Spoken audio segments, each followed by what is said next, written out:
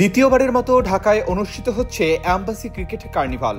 শুক্রবার সকালে রাজধানীর বসুন্ধরা স্পোর্টস কমপ্লেক্সে 2 দিনব্যাপী এবারের আসরের উদ্বোধন করেন পররাষ্ট্র সচিব মোহাম্মদ জসিমউদ্দিন। পররাষ্ট্র মন্ত্রণালয়ের আয়োজনে এবারের অ্যাম্বাসি ক্রিকেট কার্নিভালে অংশ নেয় বাংলাদেশে অবস্থানরত বিভিন্ন দূতাবাসের 14টি দল। শনিবার বিকেলে ফাইনাল খেলার মধ্য দিয়ে শেষ হবে অ্যাম্বাসি ক্রিকেট কার্নিভালের দ্বিতীয় আসর। এ ধরনের টুর্নামেন্ট বাংলাদেশের সঙ্গে বহির্বিশ্বের পারস্পরিক সম্পর্ক উন্নয়নের ক্ষেত্রে ভূমিকা রাখবে বলে আশা প্রকাশ করেন পররাষ্ট্র সচিব। আমরা এই দ্বিতীয়বারের মতো এই অ্যাম্বাসি ক্রিকেট টুর্নামেন্ট আয়োজন করেছি এবং সেটার জন্য আমরা খুবই আনন্দিত এবং আমাদের প্রত্যাশা থাকবে যে সামনের দিনগুলোতে এটা অব্যাহত থাকবে। তো এই ক্রিকেট টুর্নামেন্টের উদ্দেশ্য হচ্ছে যে এখানে যে সমস্ত দূতাবাস আছে, আন্তর্জাতিক সংস্থা আছে এবং আমরা পররাষ্ট্র মন্ত্রণালয়ের তাদের মধ্যে সম্প্রীতি বাড়ানো, ফ্রেন্ডশিপ বাড়ানো, কোঅপারেশন বাড়ানো এবং একটু বৃহৎ পরিসরে যদি বলি সেটা বিভিন্ন দেশের মধ্যে যে সম্প্রীতি সহযোগিতা সেটার একটা প্ল্যাটফর্ম হিসেবে এটা কাজ করবে। I'm from the Norwegian embassy. So I've never played cricket before and also the other interns have never.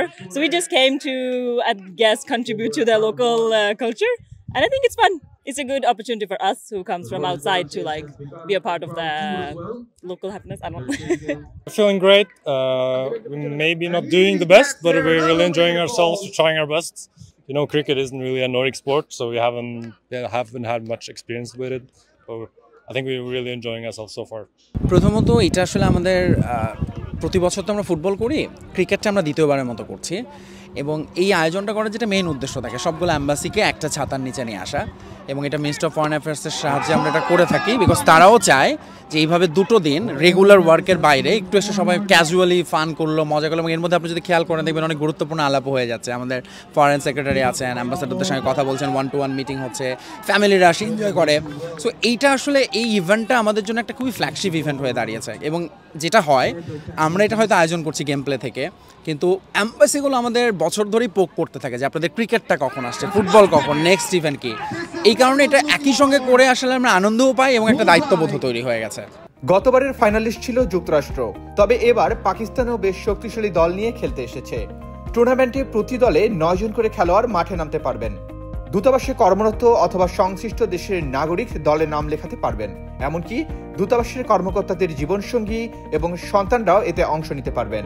প্রতি দল 8 ওভার করে খেলাধুলার সুযোগ পাবে গ্রুপ পর্বে। সেমিফাইনাল এবং ফাইনাল হবে 10 ওভার করে। শুক্রবার ও শনিবার 2 দিন বসুন্ধরা স্পোর্টস কমপ্লেক্সে চলবে এই টুর্নামেন্ট। 25 ম্যাচের টুর্নামেন্টে 18টি ম্যাচ হবে গ্রুপ পর্বে।